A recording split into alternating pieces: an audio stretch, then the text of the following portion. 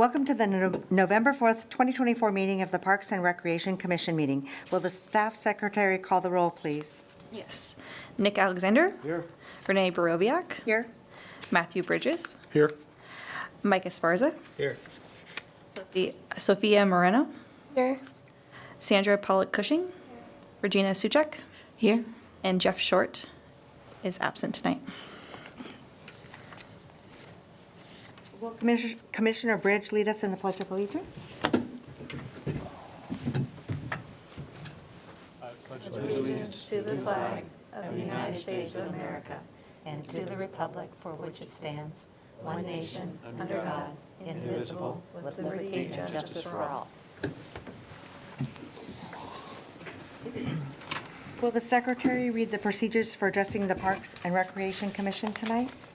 Citizens addressing the commission during public comment are asked to approach the podium and are limited to 3 minutes unless extended by the chair. It must be regarding items that are not listed on the agenda and are within the city's jurisdiction. The Brown Act does not permit any action or discussion on items not listed on the agenda. No action will be taken on items addressed under public comment. I will now open public comment.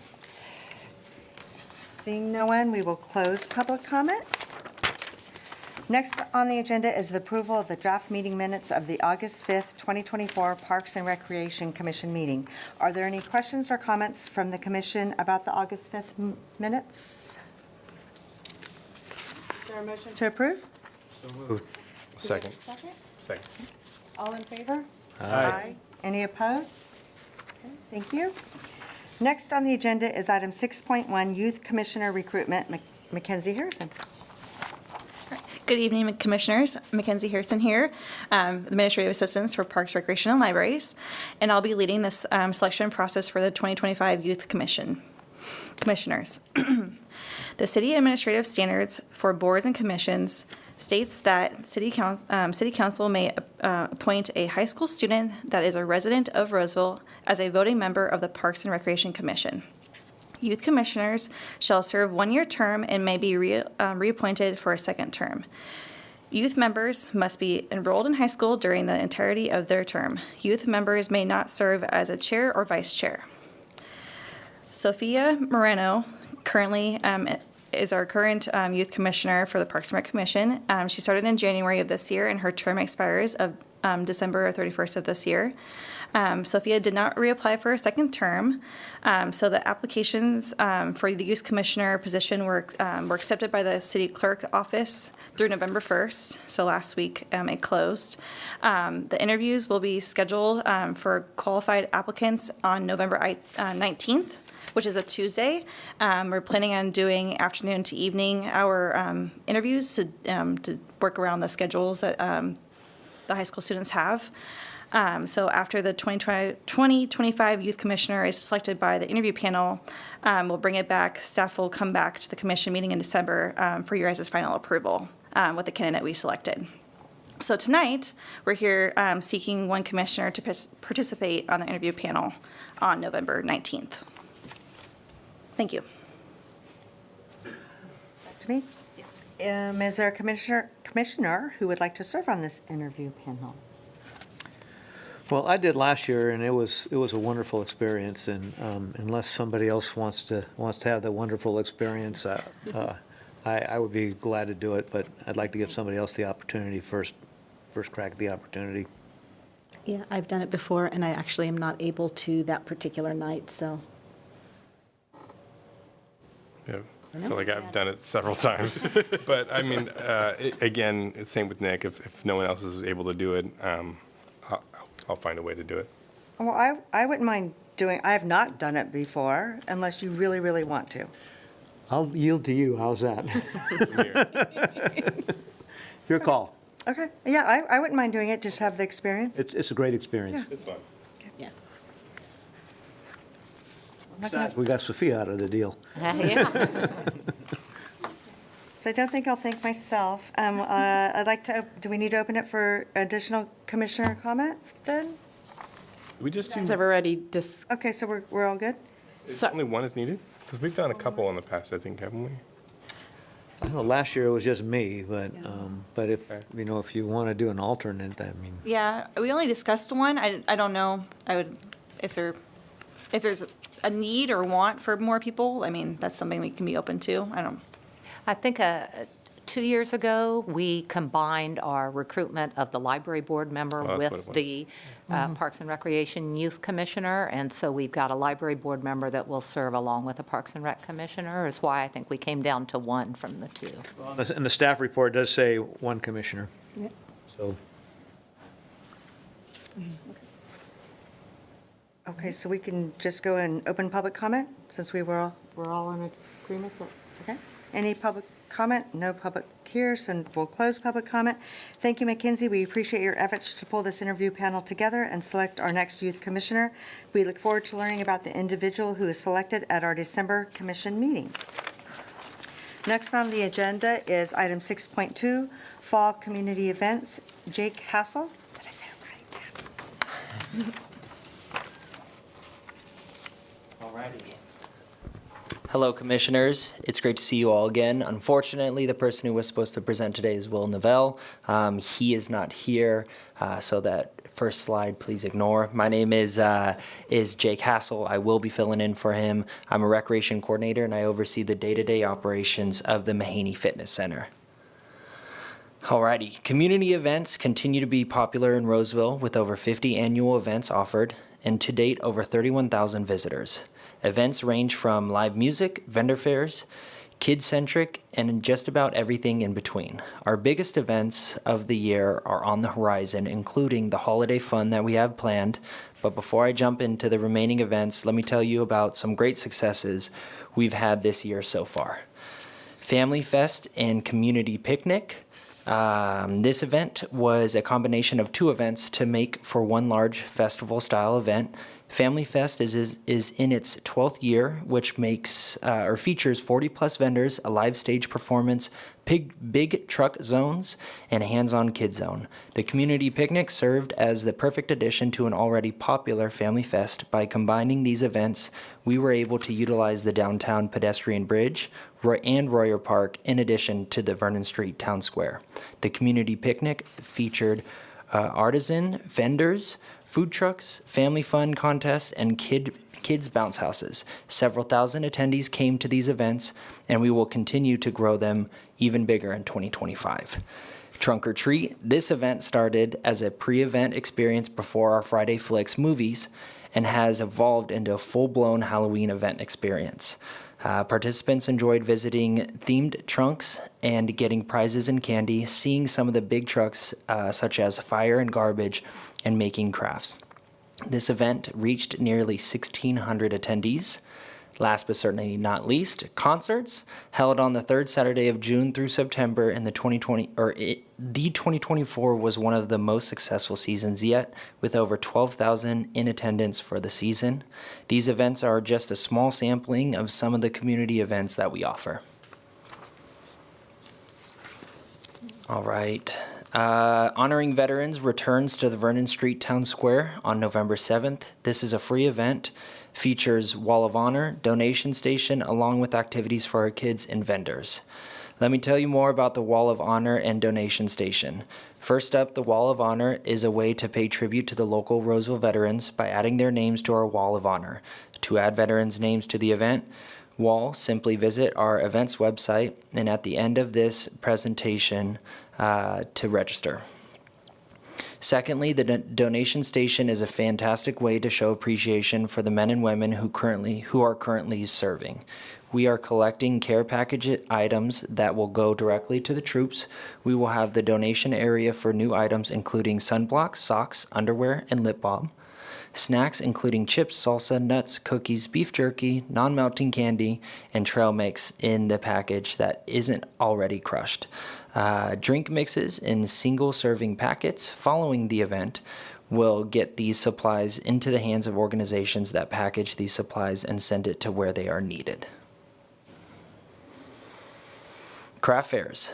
Maidu Community Center and the Maidu Museum Historical Site are both hosting craft fairs on November 9th from 9 a.m. to 3 p.m. The holiday craft fairs at the Maidu Community Center features more than 120 vendors and is the perfect spot to pick up holiday gifts, decor, and specialty items. The Maidu Museum Historical Site features the native artisans that sell handmade jewelry, art, home decor, and more. Don't miss out on these popular events that kick the holiday season off. Alrighty, the turkey trot. Get ready to run, walk, or wobble in our ever-popular turkey trot, held on Thanksgiving morning, starting in the Vernon Street Town Square. This all-ages event features 2 courses, a 5K and a 10K, along with vendors on the square. Registration is currently happening, and if you want to guarantee a run shirt and a medal, be sure to register. Proceeds from this event will go back into our scholarship fund serving our underserved families.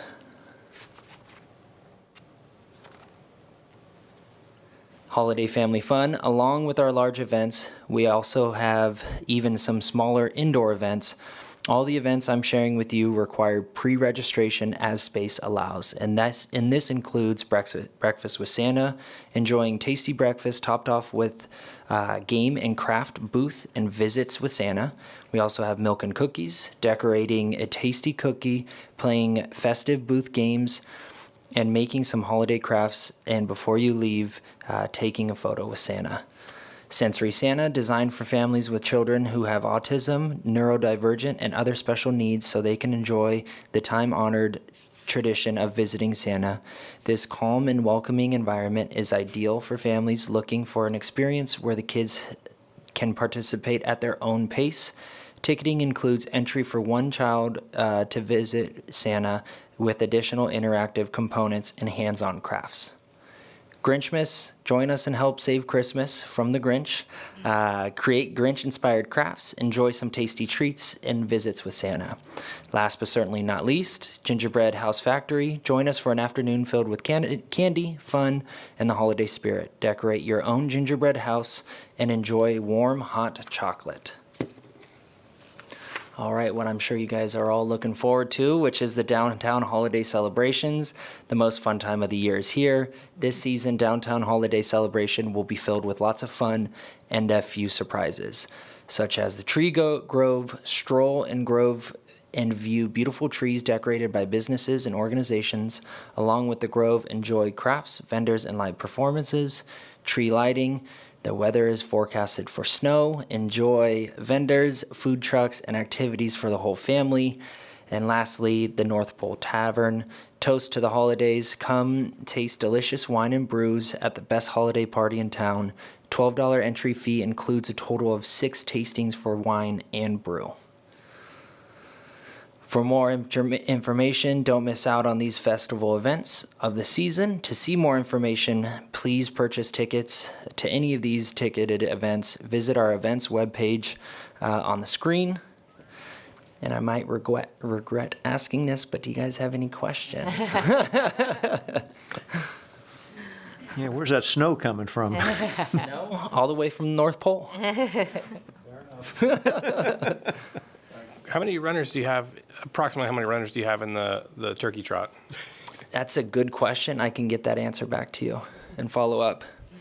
And I can tell you that the past couple of years, we've had close to 3,000. Yeah.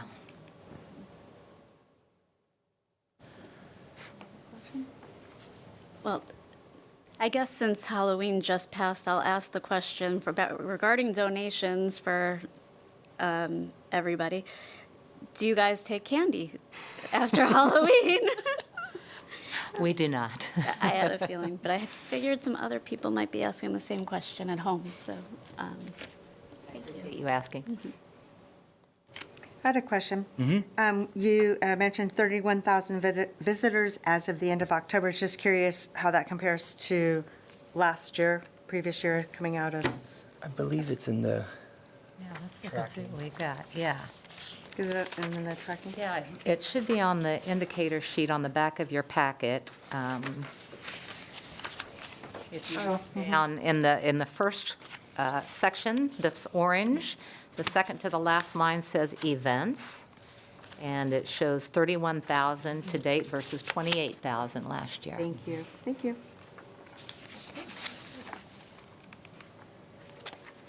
Any other? As I saw you at the Pumpkin floating patch? pumpkin Yep. patch, and I was like, the sheer, seeing that in person just was a Parks and Rec, like, you guys deserve anything, you guys work so hard, and seeing that pool full of pumpkins was unbelievable. But I said, each year, Parks and Rec, you guys keep trumping year over year, and I can't even, this was an action-packed year, and as a community member, thank you for all of your team's hard work, because I know my kids and we go to as much as we possibly can, and you guys it's unbelievable. So this year, I was like, do you ever get a day off? I asked you at the Christmas, pumpkin that's the patch. only day we get on. I'm kidding. Congratulations to your team for, almost an entire year of great programming as a resident and mom. Yeah. So, Thank you. And as a quick shout out to the Floating Pumpkin Patch and the Aquatics Division, we were actually able to create a session that it was a sensory session that allowed to help to that group, which was very hands-on. Music was a lot quieter, and it was able to help that specific demographic and help parents come for that session. And it was a really, really cool session to be a part of. So shout out to the aquatics team and that Floating Pumpkin Patch committee. this is the first year that we've had the sensory stuff, right? So have you been seeing a big turnout with, at those events this year? Yeah, we've seen a good turnout. For that one alone, I believe we were just about fully sold out for that session, which was a great option or opportunity to see. Fantastic. Any other commissioner comments? We'll close public comment. Or we have to open it for public comment. Seeing no one, we'll close public comment. This item is information only, and no action is required of the commission. Thank you, Jake, for your presentation. Thank you. And now we're on to board member, commissioner, staff report. Are there any reports from staff? Just a few quick reports. You probably saw down at the end of the table, we have a lovely finalist plaque from the National Recreation and Parks Conference that we attended in Atlanta. It was a wonderful conference. We did not walk away, hey, great job getting that on the camera, look at that. That's super. Sorry, I got distracted.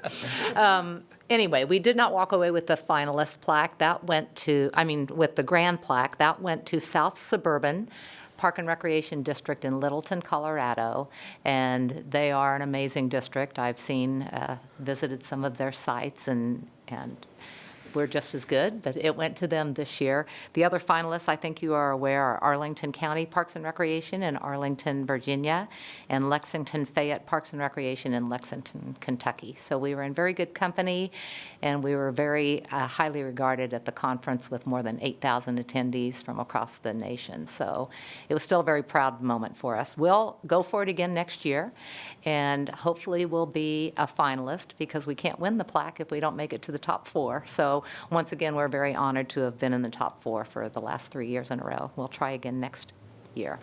And we do have some wristbands for all of you at the end of the night that we got for staff that are gold, that says PRL Proud, because we are very proud of the work that we've done this year. So Mackenzie has those. We'll make sure you get those before you leave tonight.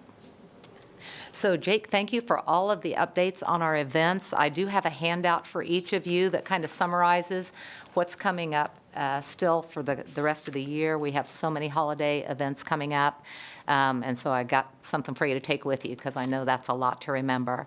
But as you know, the Parks and Rec Commissioners are the judges for the Tree Grove event, which will be on December 4th from 6 to 7:30, and our Recreation Coordinator, Kathleen Beatty, will be reaching out to all of you in the next week to give you details on that. If you're available on December 4th, we always appreciate your participation in that event. That's a Wednesday. Okay. And that is all I have. Any comments from commissioners? No? Okay. So next on the agenda is item 8, adjournment. Do I have a motion to adjourn? So moved.